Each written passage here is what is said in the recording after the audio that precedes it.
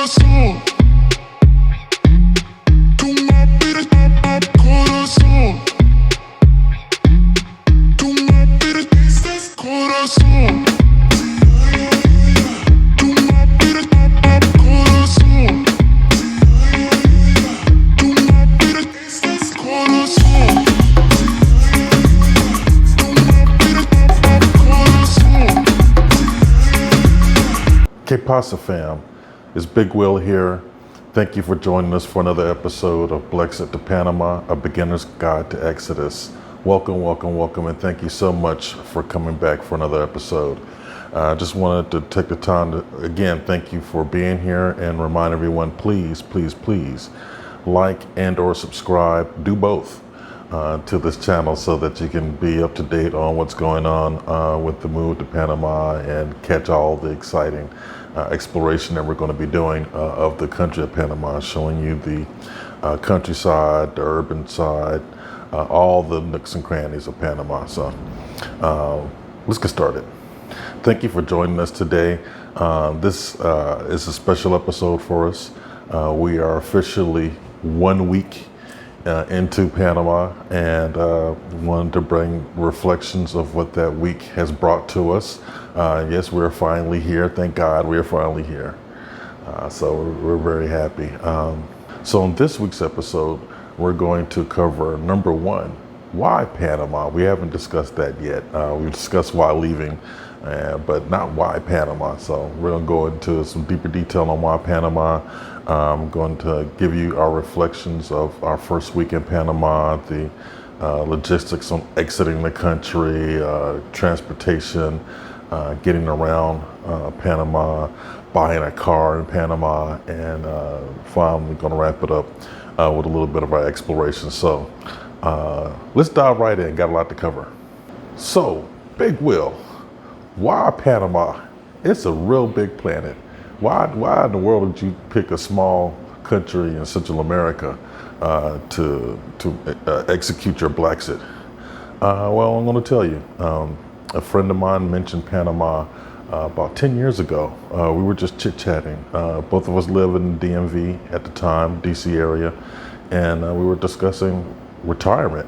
And we both knew that there was no way we could afford to retire in DC. And he had done some research. He mentioned Panama, and I kind of laughed at him, like, what? It's just a canal there, dude. So I started actually doing the research, paid attention to my buddy, and found out that Panama had a great infrastructure, and the economy is strong and robust. So the economy in Panama is based off of the canal, and the entire world uses the canal. So it's like the money just keeps flowing in. It's definitely a huge world financial center at this point. Some of the world's biggest banks are here. So there's a lot of business going here. The economy is really strong. You know, some of that is typical with other nations. It doesn't trickle down to everyone, but as a nation, the GDP here is extremely excellent, and the economy is extremely stable. So when I was doing my research, let me show you some of the things that I came across. I started looking up the best places to retire, and as you can see, website after website, U.S. Money and News and Money Report, Investopedia, even Forbes magazine, all of these places they keep putting Panama on the top 5 and their top 10 places to retire. Just keep saying it over and over and over again. And the reason why they're choosing Panama, number one, for retirement. So you're looking at people who want access to good health care. Panama has excellent health care. The doctors here are mostly trained in the U.S. They speak English, and they do really good work. They even make house calls here. So it's kind of like rewinding the clock and going old school to what you used to be able to get in the 50s and 60s in the United States. They're doing it here in Panama, and their healthcare systems are stellar. So they do have socialized public medicine. So as a tourist, as soon as we stepped off the plane, we're automatically covered by their their public health care plan for 30 days. We don't have to do anything for 30 days as far as health care is concerned, because we got better health care coverage than we did in the States when we left.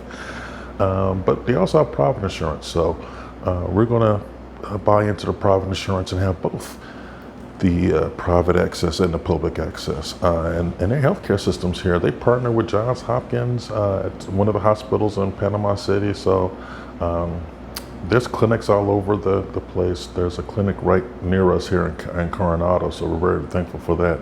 But some of the best healthcare services that we can get in the country are right down the street. So that's one of the good reasons. The infrastructure is strong here. Let me show you some photos of what we've been able to do. You know, we're shopping, we're eating, you know, we're getting cars fixed. We're doing all the types of things that you're accustomed to in your lifestyle in the United States. So, and the people are pleasant.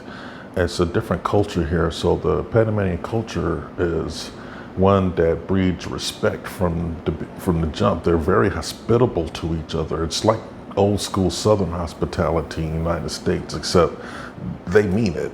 So they go out of their way to be helpful.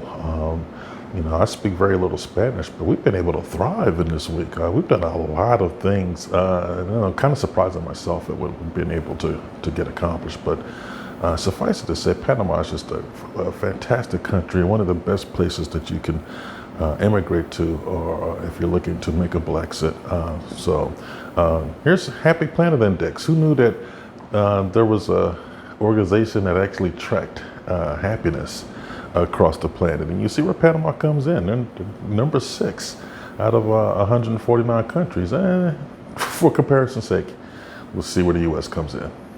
Yeah. So that's why Panama's a great place to live. The cost of living here is extremely affordable. So, you know, we're in a 2-bedroom luxury condominium building here on the beachfront in Coronado. And the monthly rent for this 2-bedroom is $1,300. I'm sorry, $1,300. Got the United States in me. It's $1,300 a month. So you know, I did real estate in the States. Not too many places in the U.S. you're going to be able to find a luxury 2-bedroom apartment for $1,300 a month. You know, it's just crazy. And you know, my cell phone bill here, I pay $40 a month for unlimited data and calls. That's it, just $40 a month. We still have our phone numbers from the U.S. and you know, we're paying T-Mobile for those plans, and for both phones at T-Mobile it's $140. So you know, for 2 phones here in Panama, I'm paying less than what I would pay for 1 phone in the United States. And you know, going out to eat, so restaurants are going to be across the map.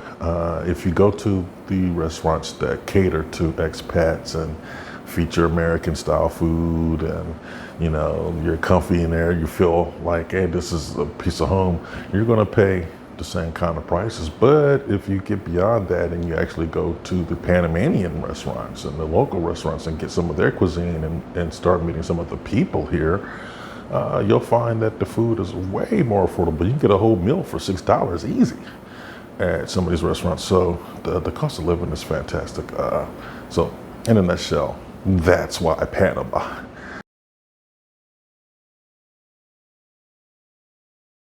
So let's talk a little bit about exiting logistics. That was a lot of fun. You know, we covered on the last episode how to get a visa and, you know, how to get your COVID test to get into the country and everything. As we were wrapping up shop, there were a couple things that we had to do. We ended up having to reschedule our departure from the country to make space or time to go to the Panamanian consulate. So let me remind everyone, because I was silly enough to forget this. The documents that are required for you to apply for your visa, your FBI background report, copies of your marriage certificate, and let's talk about that for a second. The Panamanian government is going to require recent copies of all of your paperwork. So the FBI report, everything has to be within 5 months old from the time that you got the report. So your FBI report needs to be within 5 months from the date that you're going to take it to the consulate and have them stamp it. But actually, more importantly, 5 months from the date that you're going to apply for the visa. So add in some lead time for that. You're going to get your stuff stamped or apostilled at the embassy weeks before that. But when you get here in country and make a visa application, those documents that you're using need to be less than 5 months old. So that was a bit of a surprise with the marriage certificate because we were married 19 years ago. My dad performed the ceremony, as a matter of fact. So, we still had our certificate, and I pulled it out. They were like, "Oh no, you have to have an updated certificate," and that's something you have to request from the state or county and jurisdiction where you were actually married. So be prepared for that. That's an extra 2 or 3 days of logistics involved in, going to your circuit court. In our case, is a circuit court in Maryland, and requesting that. We had to make a physical application request for that. And since COVID is around, they're still not letting people come into the office. So we had to actually do that in writing and then wait for it to be mailed back. So that added a little bit of time to our departure. So just make sure you have current copies of your marriage certificate if you're married. And then they're going to see copies of your passport. No date on that, but make sure your FBI background report is less than 5 months old when you get that apostle. So get all that stuff stamped and bring it with you so that when you're in Panama and you meet with the immigration attorney, they can get that paperwork right over to immigration. So that was a little fun. And then we also had to deal with some shipping. We had an extra box that we didn't want to beat us here, so we waited to the last minute to ship it out because you need to actually be in country and have some paperwork in order to pick your stuff up out of customs. So our box gets here next Wednesday. We'll let you know how that works out. Can't wait to get reunited with some of the stuff that's in that box. Okay, so let's talk a little bit about getting around Panama. When we landed in Panama, we didn't have a car yet, so there's plenty of options available. Panama has really good public transportation. You can use buses straight out of the airport. They have taxis, they even have Uber. So you can download Uber and have a car pick you up. We used an excellent car service, someone that we had hooked up with through the Black Expats group on Facebook. And his name was Oma Gordon. And we contacted Oma a few days, I think 4 or 5 days before arrival, because again, we had to change flights. So sent him a WhatsApp chat. He responded to me immediately, asked me about the flight information, when we were going to get there, and our destination. We negotiated the fare, and he was right there. We, exactly where he said it was going to be. We were able to get through the airport, get through customs. He met us at the door immediately on the other side of customs. So we got there, and he had a nice sign waiting for us, and we were in a nice big SUV, which really helped because we had a lot of stuff with us. We had the 2 check bags plus the 1 carry-on bag for each of us. So altogether we had 6 suitcases, and trying to get all your worldly belongings together in 6 suitcases. So you need a lot of space and cargo space. So he picked us up and was able to drive us to Coronado, about 90 minutes drive, and we did it in comfort. It was so nice to sit in the back seat and let someone else deal with all of that good stuff, especially after all that traveling we had done, 6 or 7 hours going through airports and planes. It was just nice to have someone take that off of our plate for us. So thanks for Omar. Put his information below, give him a call. It's a good brother, all right? Check him out.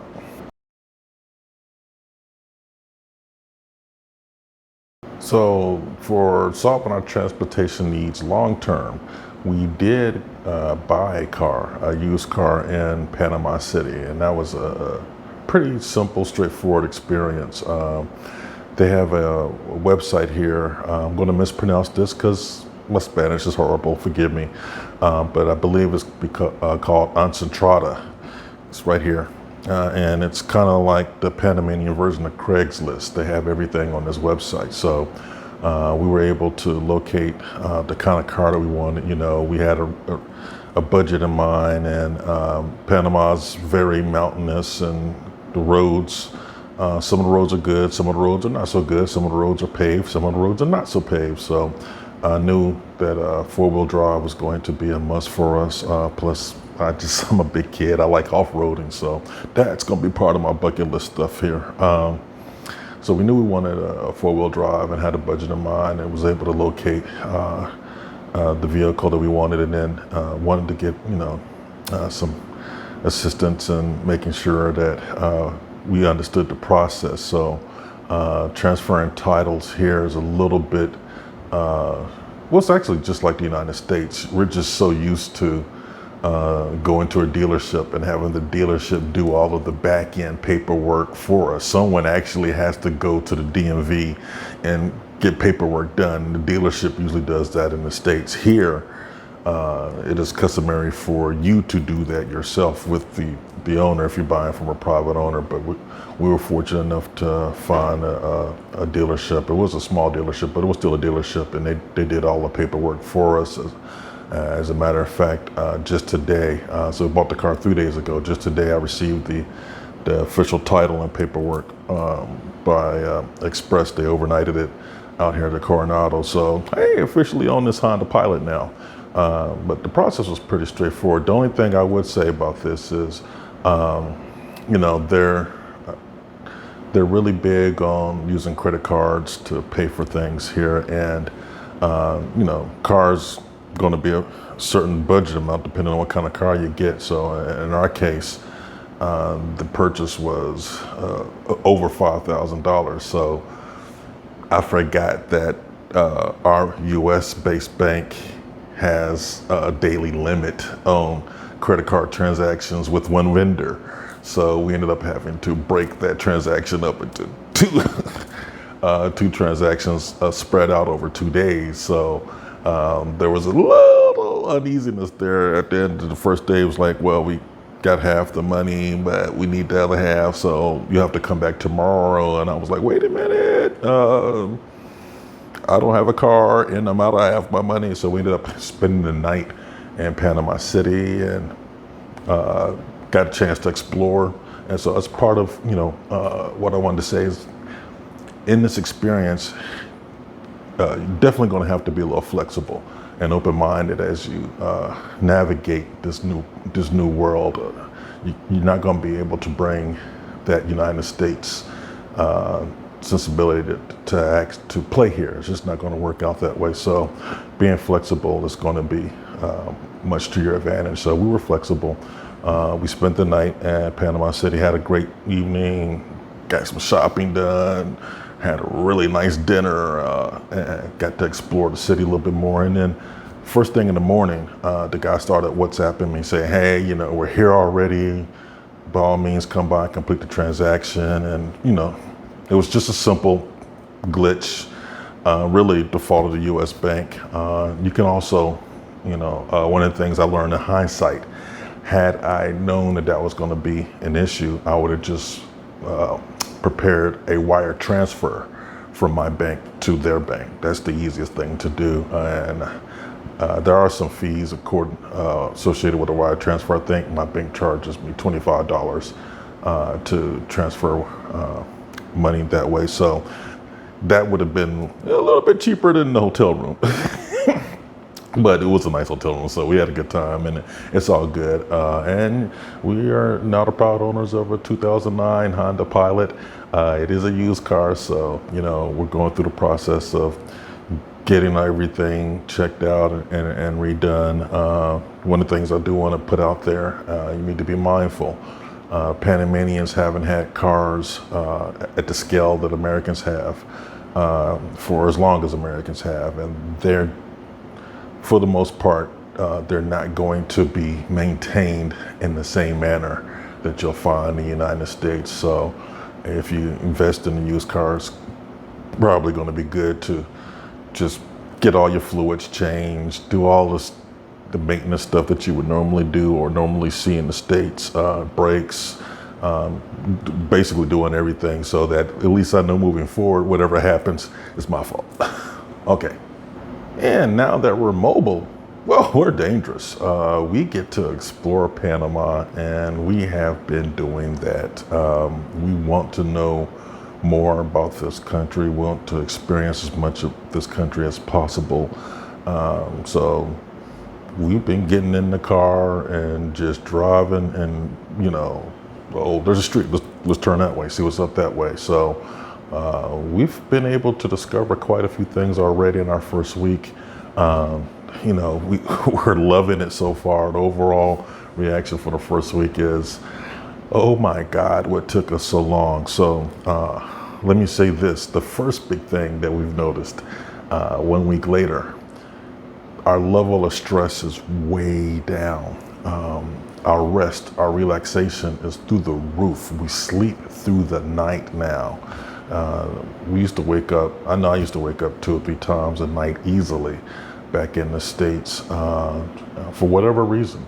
But here, we go to bed around 10:30, 11 o'clock, and we sleep. The first thing I notice is the crack of dawn. So, we have these windows here and we leave them open. So the sunlight, when the sunrise actually comes through our windows, we live facing the east. So I see that in the crack of dawn, and it's a beautiful thing. I wake up refreshed, get out on the beach, do my exercise, commune with God, and just take it from there. So we're eating better, we're sleeping better. The food here, they don't have their meats don't have the processed and the antibiotics that you get in the United States. So it's just healthier eating. So one of the things that I was dealing with personally in the United States, I was diagnosed with GERD, which is basically indigestion, and it just starts wearing away the inside of your esophagus. So I have to watch what I eat, and I can feel it. I can feel it acutely in the United States, but here I haven't had any problems. I feel great. So one of the things that I have to monitor with GERD is alcoholic consumption, because alcohol irritates the GERD. Here, because I'm not dealing with the indigestion from the fatty foods and everything, I get to actually enjoy, sangria and Jack Daniels and everything. So I'm gonna keep it under control. I'm not trying to burn my stomach out, but I gotta admit, it's nice to be able to have a drink at the dinner. So things are just, the rest and relaxation piece is tremendous. So we're really enjoying that piece. The people are very pleasant with us. They're extremely helpful. Speak a little bit of Spanish to them. They'll go a long way to help you. Every interaction I have with people, I learn a little bit something more. My favorite expression is "como se di," and then I'll say it in English, and they'll know exactly what I'm saying, and they teach me how to say it in Spanish. So we're getting along really, really well. Look at some of these videos. As a matter of fact, let me stop talking and let you see some of what we've been able to do and explore here in Coronado. Some of the wonderful places we've seen already. The public beaches are fantastic. We've been able to check out a community called San Carlos, and Santa Clara, Playa Blanca. So had a nice mountain, got to drive up to the mountains to El Valle. It's a dormant volcano. It's a city that lives in the valley, right in the middle of this dormant volcano, and it's an interesting drive. So, take a few minutes, here's some photos and videos just to show you a little bit about what we've been doing over the last week, and enjoy this. By all means, before I let you go, once again, don't forget to like or subscribe, and look forward to seeing you next week on Blacks at the Panama. Take care, everyone. Corazón, tú me pides corazón, tú me pides corazón, tú me pides corazón, tú me pides